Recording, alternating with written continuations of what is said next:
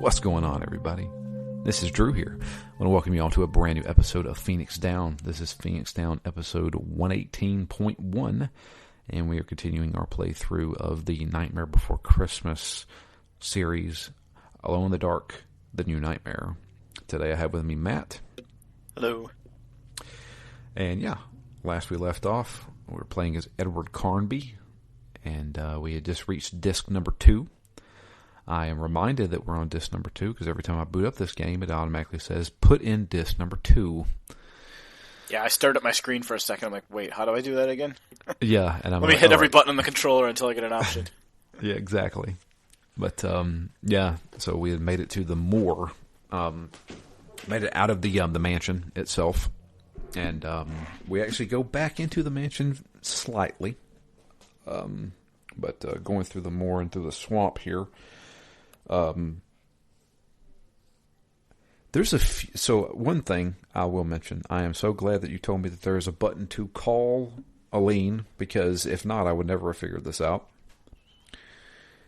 We have to go find the summoning stones, essentially. Yeah, you definitely need it there. Yeah, and you have to call her every time you find one, and she tells you, go look at the north one, go look at the southeast, and then you got to go back and forth, back and forth. Their dynamic is just so weird to me. It's bad. It's just bad.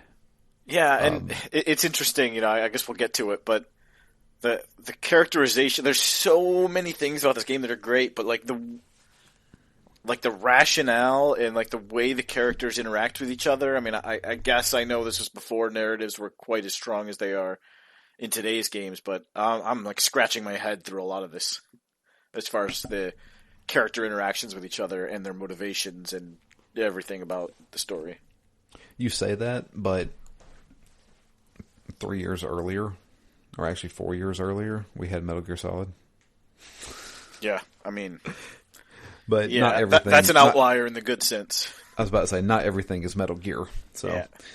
And then a year later, we were getting Metal Gear Solid 2. But, yeah, that's wild to think of in the same, you know, in the same generation. I mean, it's not the same generation, but the same era roughly as this game. Yeah, but yeah. So we basically we figure out that this is a compass that's telling us which way to go. But on top of that, it's also telling us because she's looking through, basically going through notes and stuff like that. She realizes that today is the day. Today is the day of prophecy, right? We're showing up right on the perfect day for this gate to be open into the world of darkness. Okay, great. So it's going to happen. And we have to continue through the swamp. We ran into our helicopter that went, or a plane that went down. Yeah. And the pilot's still alive. This is the weirdest, most unnecessary death I think I've ever seen in any game sense. or story. 0 sense. It made 0 sense. So the pilot's still alive, but he's trapped, I guess. I don't know how he's trapped. Unbuckle your seatbelt, boss. Yeah, I think that's it. He just didn't know how to unbuckle himself. Yeah, but he's like, don't leave me. He's like, I'm going to come back for you. Just relax, man. And he's like grabbing a hold of him. He's like, let go of me right now. And then as soon as he lets go of us, we start to leave. The plane starts sinking into the swamp, and we watch the guy just drown. Yeah, after you're standing there next to him. Yeah. For ages. Literally ages. You're having a whole conversation with him. Instead of getting him out of there, you're just talking to him. I'll be right back, man. Relax. Well, maybe I won't. Yeah, every time I see something like that, and, you know, not that I love Mike Myers, but I can't think of anything but the Austin Powers scene with not the steamroller. Yeah, the steamroller. Yeah, steamroller. Yeah. Where he's, you know, it's ages away, and you're like, well, nothing we can do. It's inevitable. He's going to run me over. Yep. That's basically it. I don't know. It was the weirdest, dumbest interaction. Yeah. And it's so strange, this game. Like, I feel like Carnby's okay. His dialogue is obviously written pretty rough. Yeah. But Aline is just, you know, I don't think that voice actor's that great. No, she's definitely not. And if it had just been a little bit more intentional sounding, you'd almost get the sense that Carnby doesn't know why he's there. He's like, what the hell's happening? Why can't this guy get out of the plane? Why is Aline acting the way she does? Like, what's going on with all these monsters? Like, you'd almost think that he could take the place of the player and be like, none of this makes any sense. Almost like a fourth wall breaking, but I don't think it quite goes that far. But it is funny where he's always challenging her, and so she's always like, what's wrong? Why can't you get here faster? There we go. I'm looking it up. I want to know who played Edward Carnby. David Gassman played Edward Carnby. He's been in a lot of stuff. He was in Indigo Prophecy. Ooh. Oh wow, he's been in 150 things. He plays in Mario plus Rabbids. He plays Rabbid Mario. Oh, so he's still relevant. That's a new games even. Yeah, he's still in this stuff. He was in the 13 video game. The one with David Duchovny? Yeah. Ah. Black Sad. They just remade that, right? Like a year or two ago? Mm-hmm. Oh. I probably won't replay it, but I do remember that game fondly. I know his voice. That's the thing. It's like I've heard his voice before, I feel like. Yeah, he was in Indigo Prophecy. He was in Styx. Bound by Flame, my friend. He was in Bound by Flame. Yep. Beyond Two Souls. I kind of like his selection. It's not A-list stuff so much, but it's all like interesting, relevant stuff. He was the voice of Rayman in Rayman Origins. Oh, wow. This dude's done some stuff here, man. He was in Heavy Rain. Okay. Yeah, he really likes Quantic Dream, huh? He did. What are they working on? No idea. He's actually, apparently he's just the voice of Rayman. I did not realize that. He's done every Rayman. He was in the Siberia series. Oh, yeah. I'd love to give that a try someday. Kaya, Dark Lineage, Beyond Good and Evil. He was Paige. He's Paige in Beyond Good and Evil. Okay. Wow. No, this is, he is prolific. This is legit. All right, well, so now it makes more sense that he's not the weak link. Now I got to know who plays Aline. Sharon Mann is her name. I'm going to guess less than 150 games. She's been an actress in 81 things. No, not bad. She's in Vampire the Masquerade. She's in Mario and Rabbids. Are they perchance married?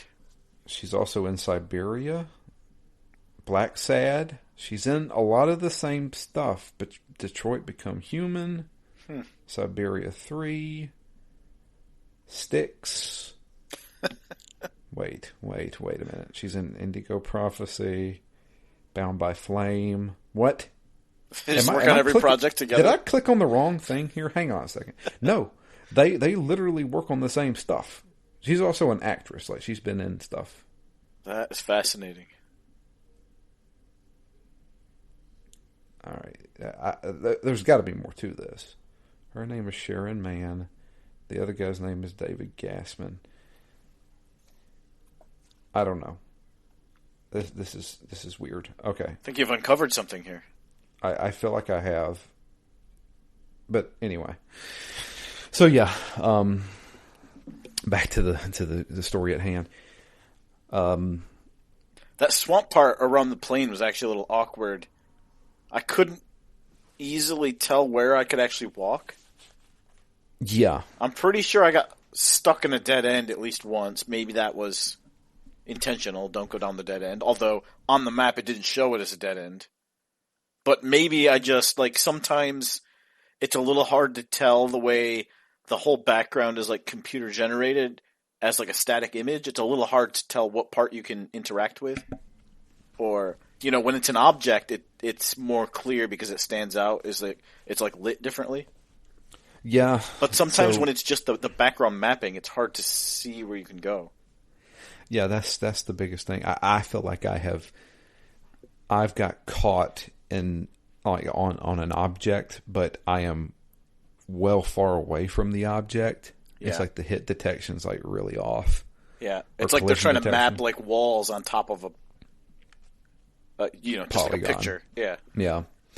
You know where it happened to me the most is later on when there's a column that falls and you need to walk over it. Yeah, I remember that part. I couldn't figure out how to get on the column to walk over it. No, I thought I was going the wrong way. I saw the column fall, but I was like, is that the column? Because it's way up there in the corner of the screen. Yeah. And I was like, can I even go up there? But finally I did. But I had that same issue. That place and in the swamp were the two parts where I just felt like I can't really tell if that little gap I see is actually a big gap, but I'm not at the right angle, or it's not really a gap, or it's just it's just the space between some plants and it has nothing to do with where you can walk. So that, and then like later on toward the end of the game, I had a part where I was walking up some stairs and there was a monster coming down the stairs, but the monster was almost like clipping through the stairs, and it also like the size didn't match. So like the size, it looked like a giant monster coming at me, and it was like, this game cannot render enemies on top of the picture, basically. Yeah, I wonder if some of that's because it does try to do more. When I'm comparing it to Resident Evil, I feel like it tries to do more with like that fake depth, where it's like you're going up the stairs, but I feel like all that's really happening is it's like you might be getting a little bit smaller, but there's a lot of maybe more organic pieces. I feel like in Resident Evil, it's more like you're either in the room or you're out. And here, there's a lot of who knows really what stair you're on. The way you stand in this game, you're covering like 6 stairs at a time anyway. So like, which one are you actually standing on? That's the big thing. There was a bunch of times where I'm climbing stairs in the last part of this, where I'm just like, man, these stairs are really long, or this guy's running really slow, or something is going on. Felt like, whenever Scooby-Doo starts running and they run in place for a few seconds. But, I don't know. There's definitely some issues there. And I think I got as good used to the tank controls as I am going to get. Yeah, which is not very much. Yeah, so some of those parts on those stairs, it made me feel a little bit like those bad dreams where you're like, there's something coming and I can't get away from it. Because there's a bunch of parts on the stairs where I had decided I wasn't going to shoot the enemies. Yeah. And it was this weird slow motion chase, like you going all the way across the screen in slow motion. Then it turns black and it takes 2 or 3 or 4 times longer than I feel like it should to switch screens. And then I'm on the next screen running slowly, and then halfway across the screen, now the enemy pops onto the screen behind me, and they're chasing me in slow motion. And I'm like, I can't get away from it, and I don't feel like I'm running, and the whole thing feels like I'm stuck in molasses. Yeah. Not in an awful way, just in kind of like a what the heck is happening here way. Yeah, it's like very awkward. I'm like, what? All right. I mean, at least it wasn't like aggravating too much. Most of the time, even when I would get clipping against the sidewalls and stuff, there aren't too many times where or ever that it actually led me to die. Maybe I took an extra hit or two, or it took me a few extra seconds to get off of it, but I'm glad where it was awkward that didn't turn into super aggravating. It was more just like kind of funny and ridiculous, not painful. Right. Yeah, I didn't have much issue with combat for the rest of this play session. Me either, although I feel like I took a lot more hits than I needed to. Well, by the end of this game, I had 10 first aid kits. When you ended the game? Well, not when I ended the game. Going into the final area, going into the World of Darkness, I was like, man, I'm stacked. Yeah. I've got tons of saving items. I've got tons of healing items. I was good. Now, before we get to that part, let's talk about the part that I got mad about. Because I tried. I will give everything the old college try. Didn't want to look at a fact. I'll make it to the church. Well, first we go talk to the lean. We pass things to each other over the fence. And they're like, okay, well, you know, you got this, I got you take this. We're passing like things that they can use, you know. And you go to the church. Of course, she can't really stay with you, though, because that doesn't make sense. No. Going into the church, I didn't know what the hell to do. I saw that there was a little Keypad control box keypad that has symbols on it, and I'm like, okay, what do I do? And I ran around the church. I couldn't figure it out. I've never looked at my flashlight in my inventory. Yeah. I turn it on or turn it off, but I don't actually inspect it. Yeah. I didn't know that you could put this little light filter on it. So, all right. I looked at the fact long enough to say, you gotta put the light filter on it and you can find symbols. Cool. What the hell, dude? You find a symbol in the church, right? Yeah, right on the front door. Then there's the farthest symbol is back all the way past the swamp. Yeah.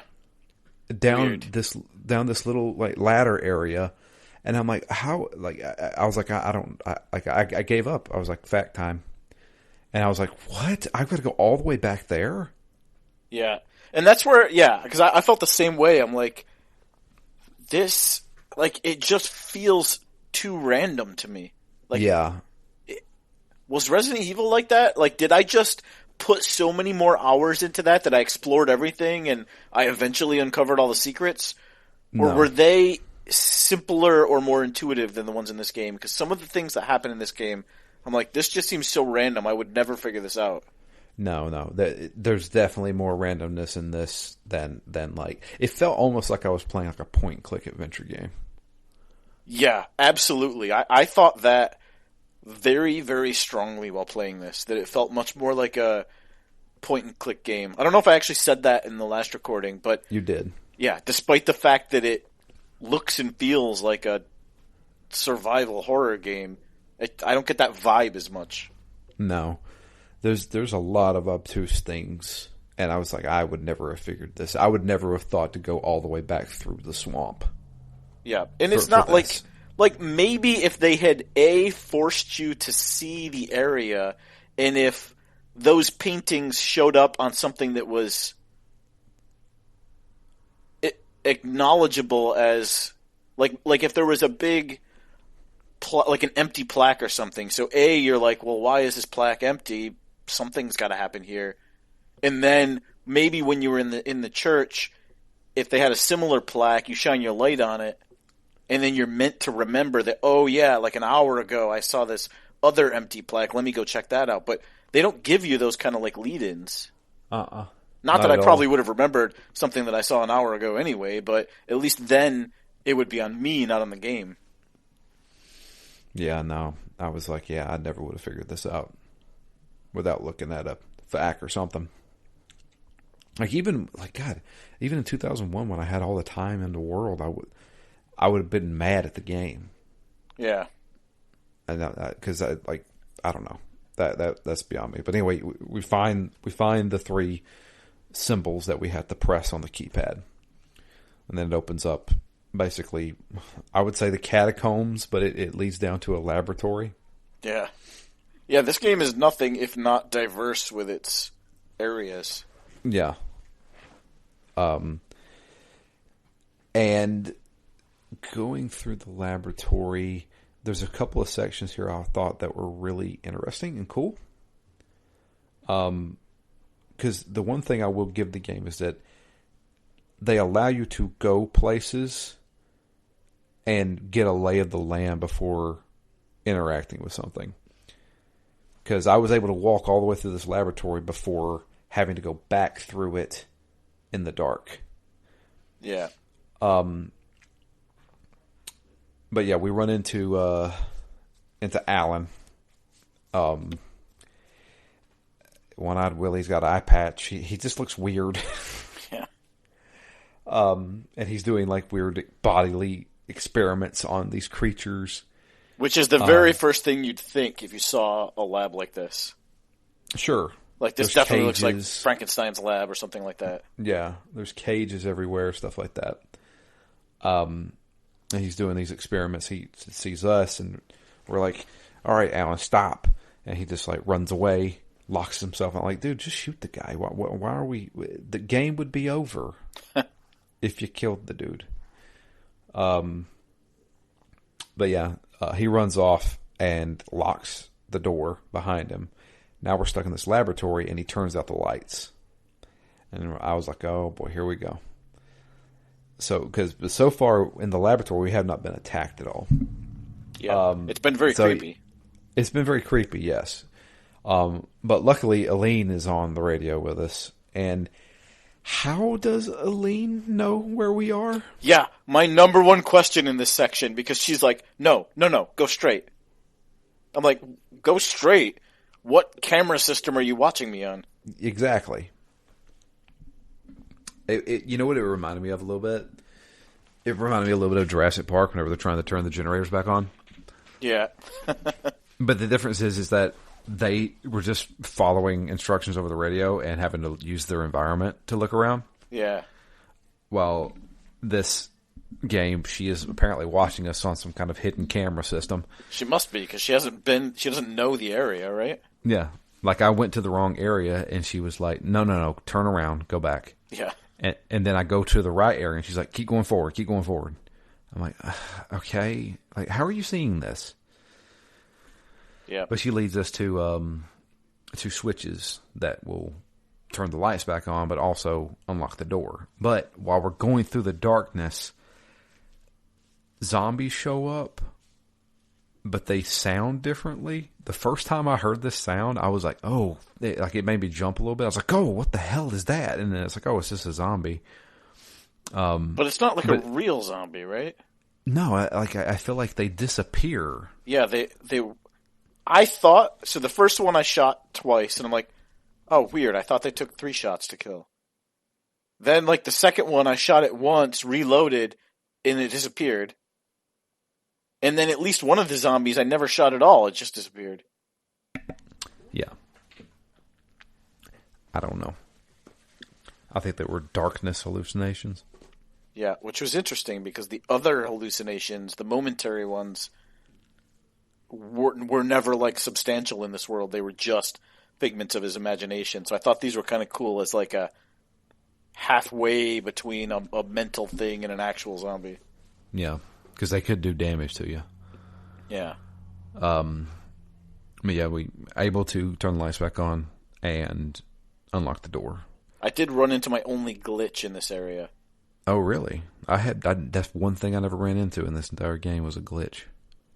I had one where, you know how the room with the cages, there was the one offshoot off to the left or right, yeah. I guess, depending on what way you're facing. So I went into that. I went down that hallway, took a left, and as soon as the screen changed, I couldn't move anymore. Uh-oh. I thought it was my controller, so I tried a different controller. I consider myself extremely fortunate that I had saved only like 3 or 4 or 5 minutes before this. Right. So I was like, I don't know what happened, but I just reset my game.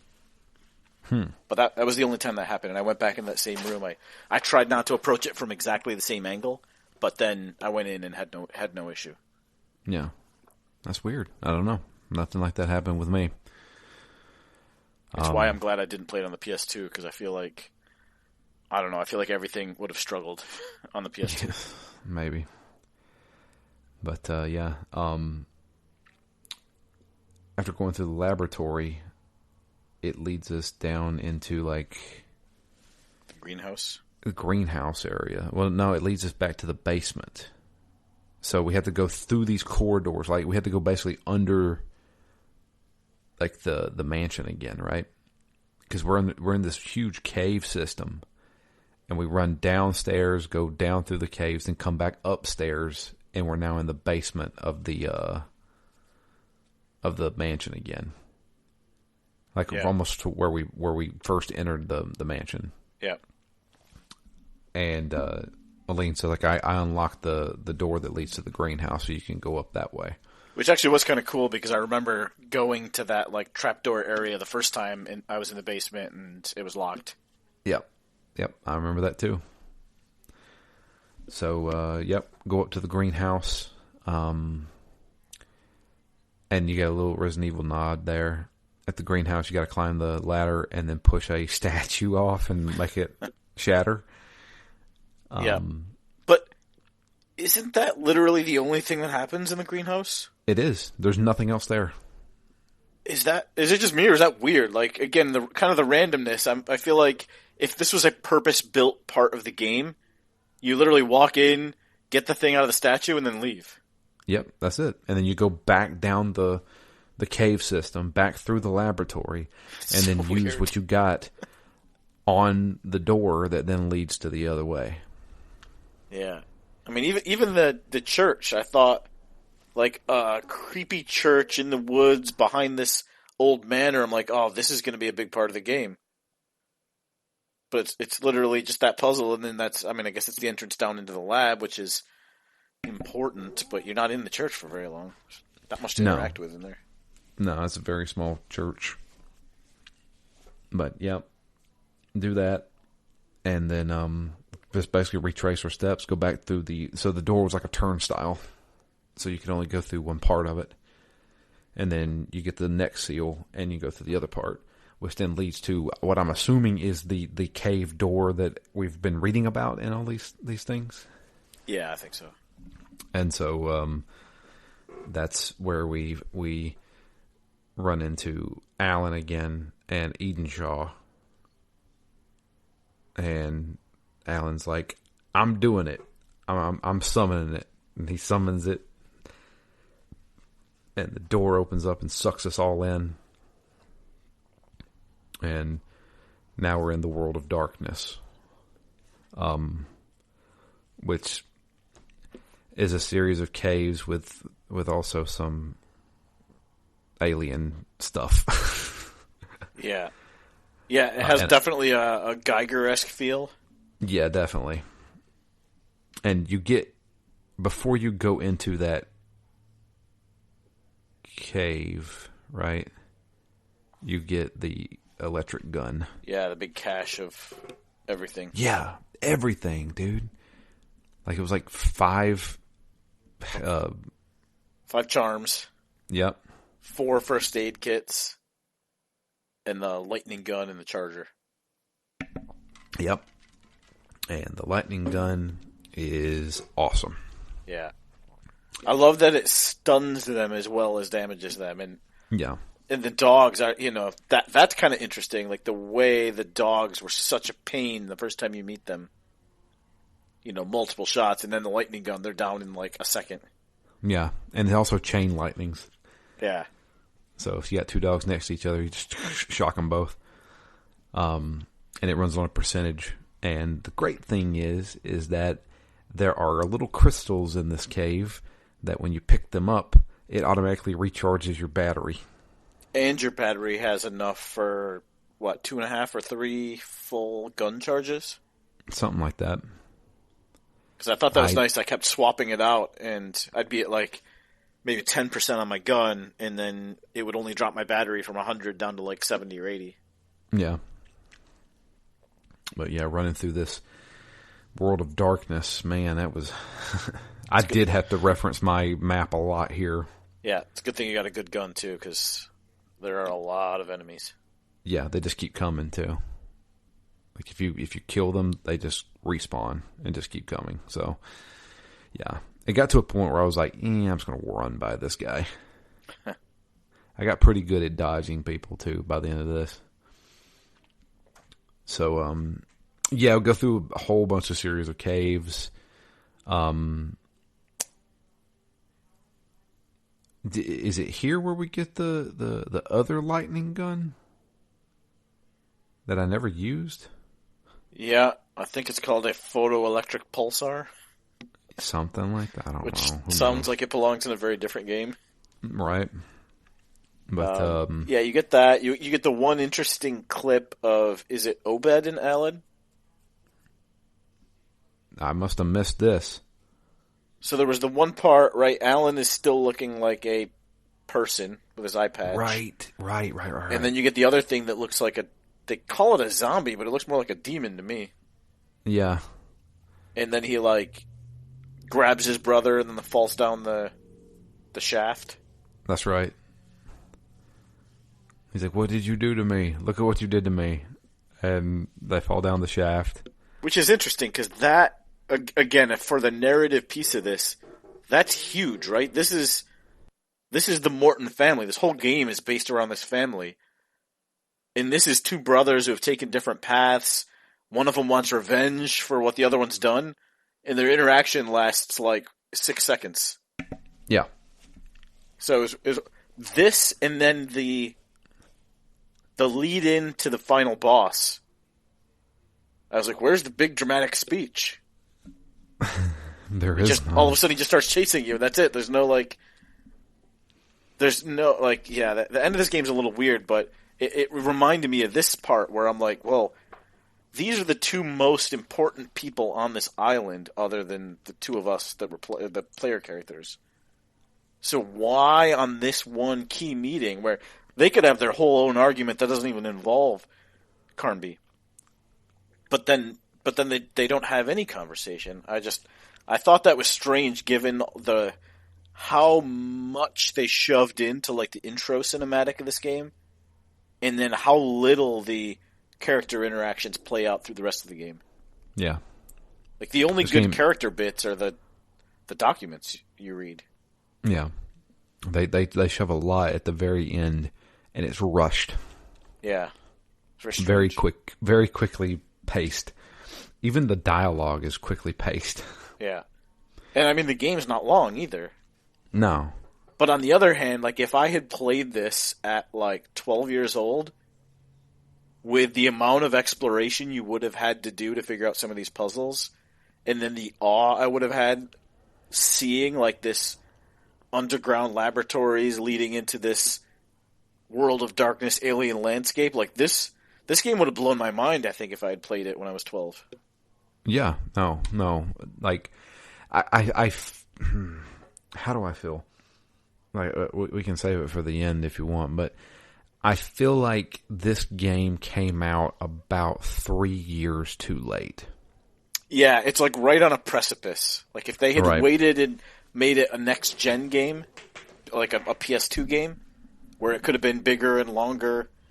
More cutscenes, more dialogue. Like, maybe that would have fleshed out the pieces this doesn't have. Or you're right, if it had just gone earlier, it would have been even more maybe visually groundbreaking, and they could have overcome some of their limitations just by dazzling you. Right. But, yeah, World of Darkness. I got lost here once. I got lost in the one section where you have to climb over a lot of things. I didn't get lost there. I got lost because I went to what looked like the exact same bridge, but it was a different bridge. Mm. And then I ran into it was a dead end. I was like, what am I doing? Because I went here and I found, so you find the flask that you can then fill up with the, I guess, phosphorus water or whatever. And that's like an instant heal kind of thing. In fact, I drank it once and I went back to blue health, which I had never seen in this entire game. I was like, wow, I didn't know this existed. But then I was like, all right, well, where do I go from here? Because it was a dead end. I was like, well, I can't go back the way I came. I'll go back the way I came. I don't know, like, where am I supposed to go? Well, apparently I had to go 2 cave systems back because I had missed a turn somewhere. But luckily I found it. And then right before the boss fight, you get another one of those wells where you can fill up your canteen. Yeah, eventually you make it to this area where you can put these masks or heads, statue heads, on a totem. And that's when Alan shows up. And now Alan is like a zombie. But he still can talk a little bit. And laugh. and laugh, and he's just like, "I'm gonna kill you," and I was like, "Okay," and then it's just fight, go, and he moves pretty quickly. But that was, I was like, all right, well, this is the final boss. I've saved all these rockets for a reason, I guess. So I just unloaded rockets into him. And I shot him a bunch of times. He grabbed me a bunch of times. If he gets a hold of you, man, he throws you. Yeah. Yeah, it was weird. I couldn't figure out at first because no matter what I shot him with, I couldn't stop him. Like, I was like, all right, I shoot him, and then I back away, and then I reset, and then I shoot him, and then I back away. But he's like relentless. Until he just bum rushes you. Yeah, until I realized that he's also really like slow when he tries to swipe you or grab you. Yeah. So once at first I was like, I don't think I can beat this guy.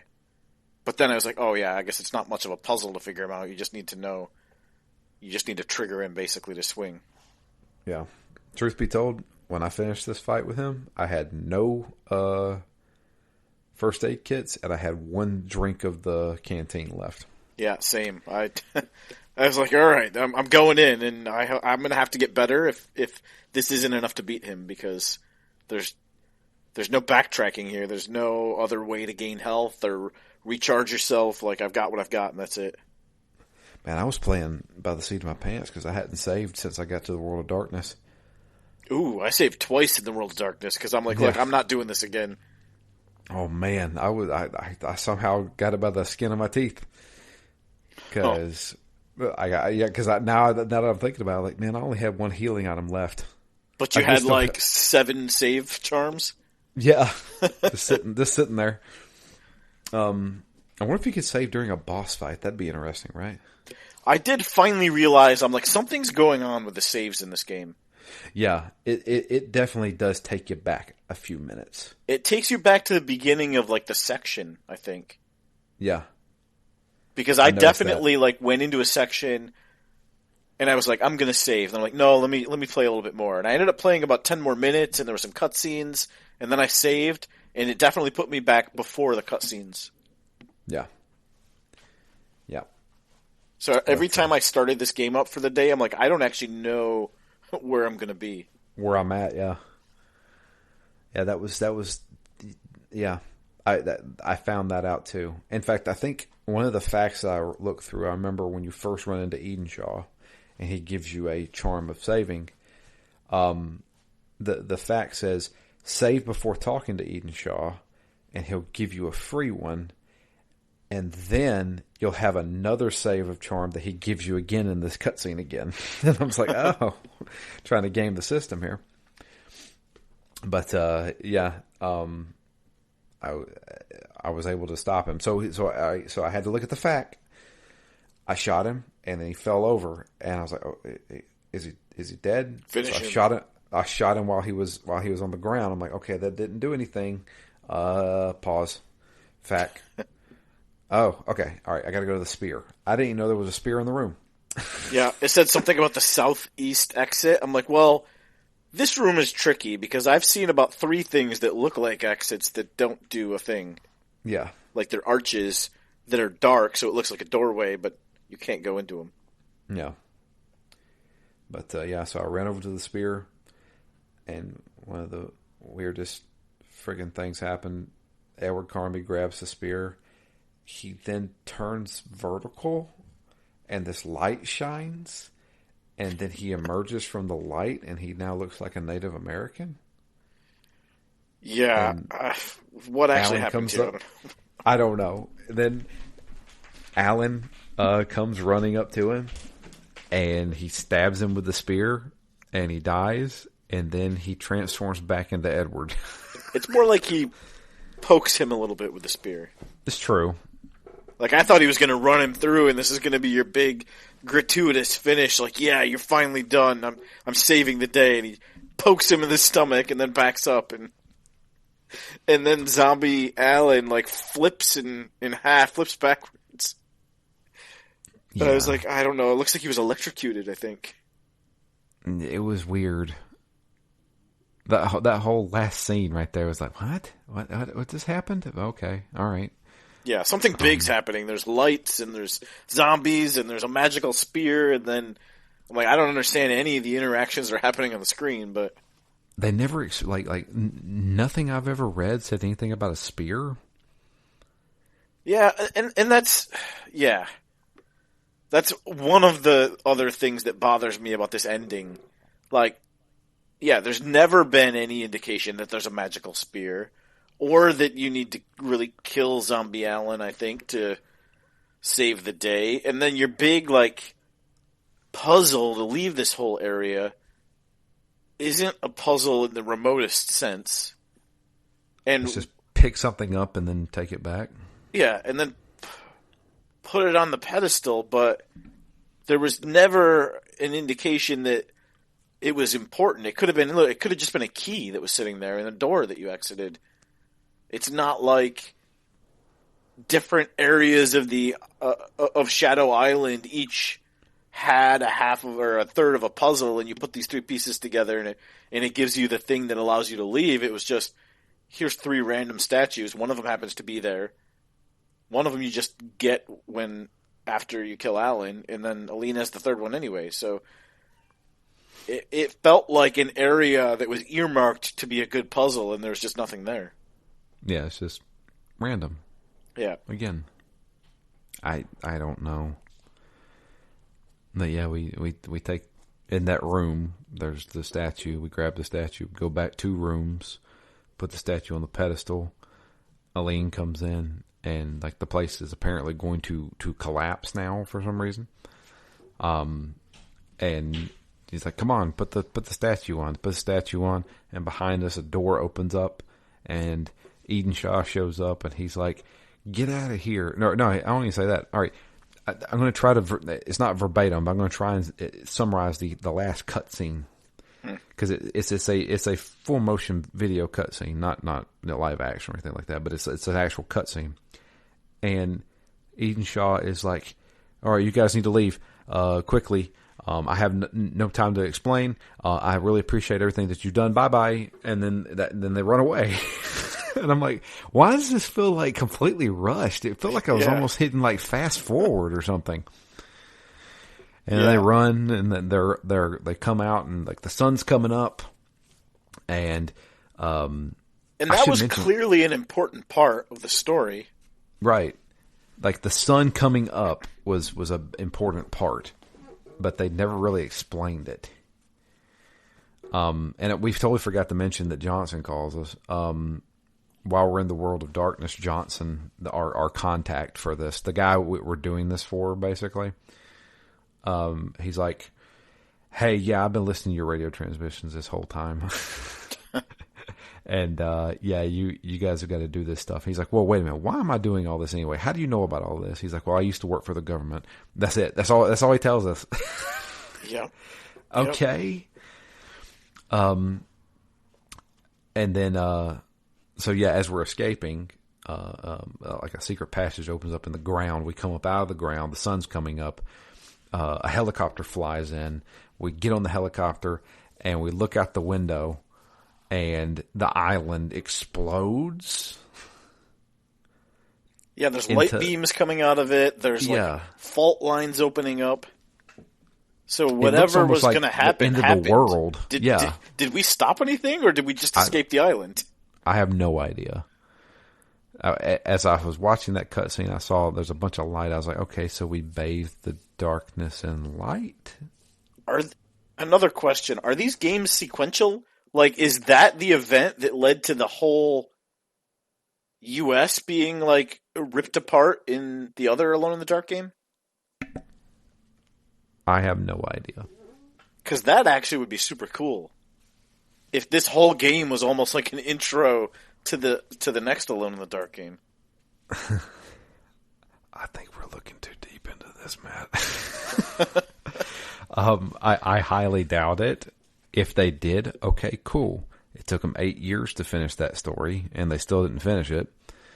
Because Alone in the Dark, 2008, or 2009, I can't remember what year it came out. Took them a long time to get there. And now Edward Carnby's like 60. But also, Abercrombie was from the 30s because you remember in that game, he was like, "Oh, Abercrombie died back in the or disappeared in the 30s. How are you, almost 80 years old?" I don't know. But then the original In the Dark, Abercrombie, it takes place in the 30s. And Abercrombie's investigating this haunted house. Yeah, maybe the series is just so much deeper than we are aware. I highly doubt it. But yeah, me too. Who knows? But yeah, Johnson shows up in the helicopter. He gets slapped by Eileen. And I think Abercrombie's like, well, you deserve that. Speaking of Rush, though, again, like, that scene where she, like, gets on the helicopter and slaps him, it's like 1 second. I feel like it's 2 seconds. It is. It's like she is slapping him while she leaps up in to the helicopter as she's sitting down. I don't know. Yeah, you're right. It feels so fast some parts. Like, the whole ending felt like I was playing it in fast forward. Yeah. And then we cut to the shady guy in the office. And I can't even remember what he said. He was listening to a broadcast about what happened on the island. Yeah, and it sounded like they were coming up with a scientific explanation. Right, trying to cover it up. Yeah, so my thought was, because then he hits his intercom button and he's like, make sure what's his face gets his present or something like that, or his payment or something. Yeah. And I'm like, okay, so I guess I'm supposed to interpret from that it was successfully covered up. Yep. But then, what actually happened at the end of this? Like, what did we achieve and accomplish by our time on Shadow Island?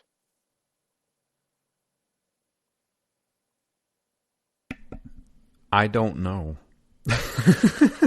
Like, what? Nothing. Like, had we just not gone to the island, exactly the same amount of things would have happened, right? I mean, that's what I'm assuming. I mean, I guess Alan would still be alive. Well, the darkness would have emerged from the island and taken over the world? Yeah, but did it not? I mean, I guess if that last scene was meant to be the next day, but what did we do to stop it from spreading? I have no idea. I think Edenshaw did something because it showed it. He was doing some kind of like magical warding of some sort while things were flying around him right before the fissures opened up. And so then I guess the logic is because we killed Alan couldn't stop Edenshaw from doing that? That's what I'm guessing. I feel very much like the ending to the original, the Alone in the Dark that we played. Yeah. Where, Satan comes anyway. Yeah. But I kind of feel like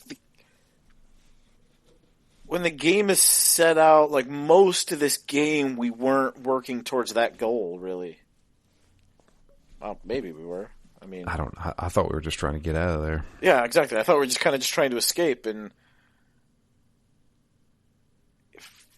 I don't know. Like, even like how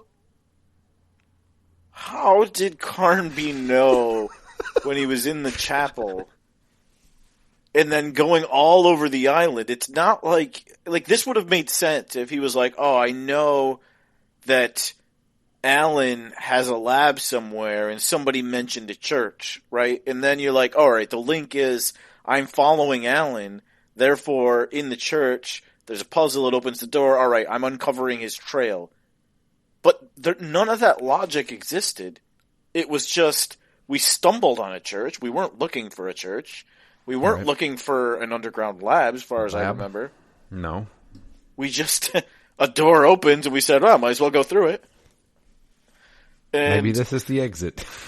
So, like, it's just like that kind of thing doesn't make any sense to me. Like, there's no logic, and it doesn't seem like the things that we did in the game had any drive or direction or meaning. Okay. I'm going to Wikipedia. Let's see if they can shed some light on this darkness, shall we? Plot. Here we go. I mean, I feel like the backstory is decent with the brothers and the family lineage of, the backstabbing each other and who's going to be the one who's able to connect with the world of darkness or control it or unleash it. I don't actually even know what their goals were, really. But at least that was there as a context in the background. There's a lot more of that in the game than there was actual logic to the story that happens. Right. So, according to Wikipedia,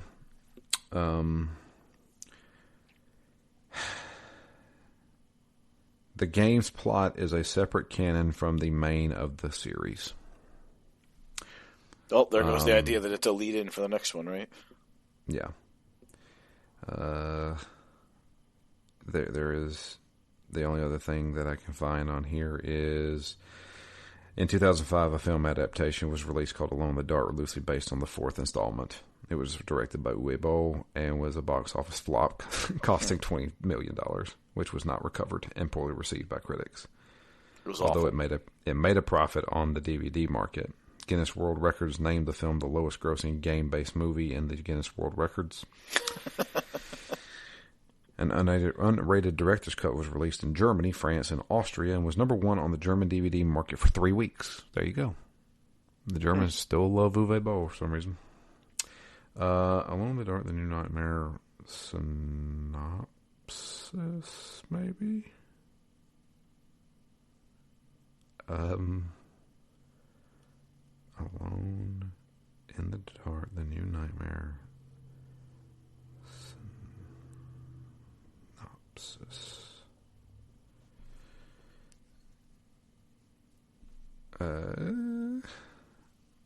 Here's the Wikipedia. Set on October 31st of 2001. Give me the plot here. Here we go. Wait. No, that's just the beginning parts. Reception, film adaptation. The Wikipedia doesn't even tell me what happened in this game. Never mind. I don't know what happened in this game. Interesting. Yeah. Perhaps we're not supposed to know. I don't know. Yeah, it's definitely a game of extremes for me. Like, the atmosphere, the sound, the locations, even the selection of guns is cool. There's a lot in the game from that perspective. There's a lot of things you see, but it comes off a little bit hollow when there's no reason to do it, and most of the environments, again, there's not much or anything to interact with in most of it. Yeah. It's weird. It's so strange. Like, I can't figure out. I can't really put my finger on what it is about this game. I think it's totally competent. I think it's fine. Yeah. There's definitely some old school game issues with it. But then I can't really give it a pass when it has those obtuse puzzles, because there's games that have come out previously to this that did it way better. Yeah. Like, I don't know if 13-year-old me, or when this game came out, 16-year-old me probably could have figured it out. But, when I was playing Resident Evil for the first time, I can play through that game. I can figure it out. Yeah, I had no FAQ when I played through that game, and I played through it multiple times. Exactly. But I would have had to have had a strategy guide for this game or something. Yeah. I don't know. But yeah, that's Edward's side. Still wanting to go through Aline's side? Yeah, that was part of my question. I do and I don't. Oh, there it is. That's up to you. I mean, I think it's going to be different enough that I would like to do it to see how this game is different, right? Because it might be that some of the lack of story and some of the lack of interaction and some of the things that seemed a little weak were only weak in Carnby's side because the statement is that it's the action-heavy one, right? Right. And there was a lot of action, right? There was a lot of guns, a lot of enemies. Tons. And I got a little bit better at the gunplay and how to position for different enemies. So, in that sense, I did his side, and I feel like I got a fair amount out of the pieces that were emphasized on his side. So if her side emphasizes puzzles more, and through puzzles maybe you get more interactions, maybe more documents, a couple of new areas, like that could give this game a different dimension and maybe paint it in a different light. I don't know. True. So that's the two things that I think we may get. I may be looking too deep into this, but with a lean side, because it's more puzzles, maybe it gives more explanation because she's the one that's walking Edward through this stuff. Go to the north, go to there. Oh, okay. Well, it's showing where to go, and maybe she found the documents that say, "Oh, today's the day that it's going to happen." Maybe she's the one that's got all the information, and she's just telling Edward, "All right, you're going to be my pawn, and go do this kind of thing." Yeah. And then the other thing would be, maybe she has more story interactions with people because, she's like, oh yeah, I found out that guy's not my dad, Yeah. Okay, well, that's it. Or do you see that with her side of the story? My question is, the other big thing for me is the fact that will the things that we ran into with Carnby when interacting with her happen in her side? Like, when they meet up at that gate and pass things across, will we see it lead up to that?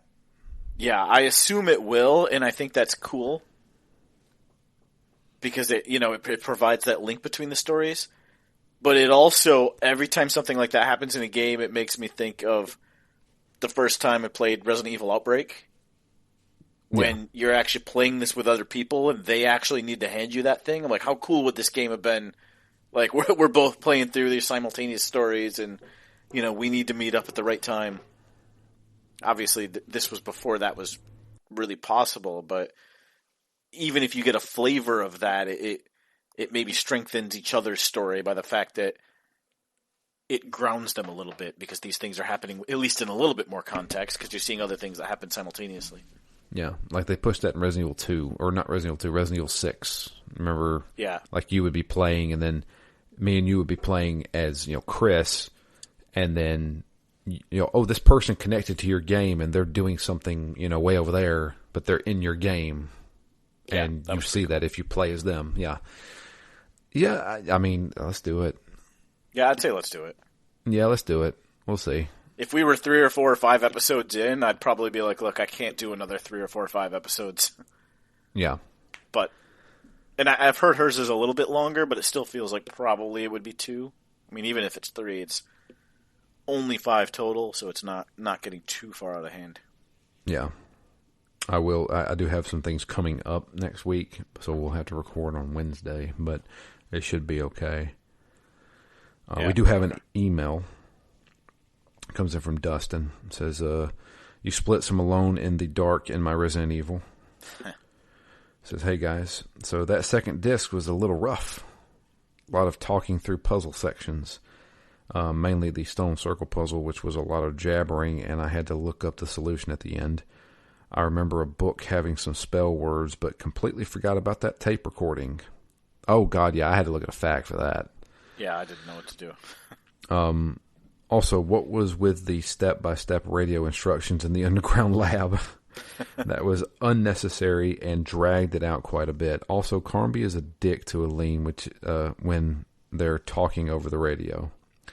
Besides those 2 long-winded parts, the rest of the disc 2 was a lot of running.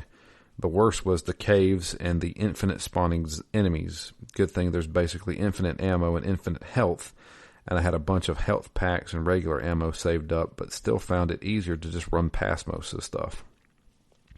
I think the shotgun was the most useful tool in the game. when fighting the scorpions, the flamethrower light gun was the best, and I think I only used the lightning gun on the final boss. It was okay. The last gun you get was useless. I tried it on the boss and kept missing. Speaking of the final boss, I didn't even know that was the final encounter. I thought I had to run away after stunning him a few times, and all of a sudden I triggered a cutscene where I turned into a Native American and stabbed him with a spear. Next thing I knew, credits were rolling and we're talking about shit I didn't even understand. Yep. I really liked the first part of this game, but the second part really fell off for me. It's an average experience, and as far as story goes, I thought I followed it pretty good, except for the random people in the office and on the phone call at the end. I don't know if it's the story carried over from the previous games or if it's explained in the instruction manual, but regardless, I didn't know what was going on for the overall plot. I haven't decided if I want to play Aline's part yet. I might be done here. If I do, I'll be sure to write in. Dustin. Yeah. Feel about the same. Yeah, we kind of feel the same. I'm just like, maybe there's something here. Like, I don't hate this game. No, I don't dislike it. It's definitely competent in what it does. It's got some strengths and it's got some weaknesses. Yeah. It definitely feels like a Resident Evil clone that I feel like came a couple of years too late, if we're being honest. But overall, I think it was a fine survival horror game. I think we may get a little bit more survival horror feelings with Aline's side, because I don't think she's going to be as heavily armed as Carnby is. Yeah. I could be wrong. Who knows? But, yeah, I'm willing to give it a shot. Why not? Yeah, agreed. I bought the game twice. Might as well play through it. But yeah, that's it. I'm cautiously optimistic about the next playthrough. Yeah, we'll see what happens. Yep. But yeah, if you would like to send us an email, it is drew@ztgd.com. You can also tweet to us. I am at DMLFury. Matt is at REMGS. And the podcast itself is at ZTGD Phoenix Down. But yeah, that's it for Carnby's side. We will be continuing on through Aline's side, starting over from the beginning. But we'll see how it goes. You know, we may decide, this is garbage by the end of it, but we'll see. I don't think so. It still has some charm to it. Yeah, definitely. But yeah. But until next time, I am Drew. And I'm Matt. And we are out of here. You guys have a great week. And we'll be back next week with the continuation of Along the Dark, the New Night. No! Not this darkness again. No! Not this creeping skin. I'm down at the bottom again. Alone in the dark.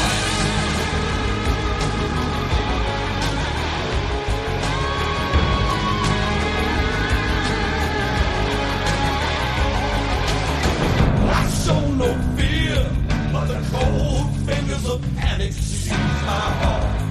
My throat is closing up, and there's a weight on my chest.